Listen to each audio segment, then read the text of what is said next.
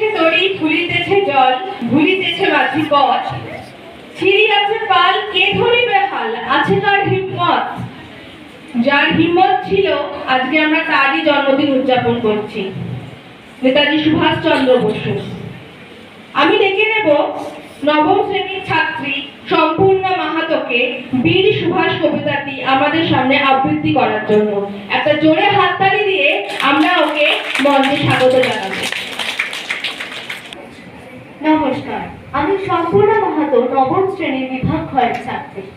আজকে আমি কবি নির্মল করণের লেখা বীর সুভাষ কবিতাটি বলতে চলেছি। জানুয়ারির 23 এলে ফুলবালাতে সাজায় ছবি, উন্নতশীল বীর সুভাষী, যুদ্ধজয়ী দীপ্ত রবি। তিনি সুভাষ বুকের মাঝে, আমরা তাকে ভুলতে পারি? স্বাধীনতার স্বপ্ন আঁকেন, কোথায় তিনি মনটা ভারী? দেশ নায়ক বিপ্লবী বীর, ব্রিটিশ রাজের বিভীষিকা, দেশের জন্য তার সে লড়াই, আঁকলো সেদিন জয়ের টিকা। আমরা স্বাধীন মগ্ন সুখে, স্বপ্ন যে তার গেছি ভুলে। কেমন করে গড়ব এ দেশ, স্বার্থ নেশা উঠছে তুলে।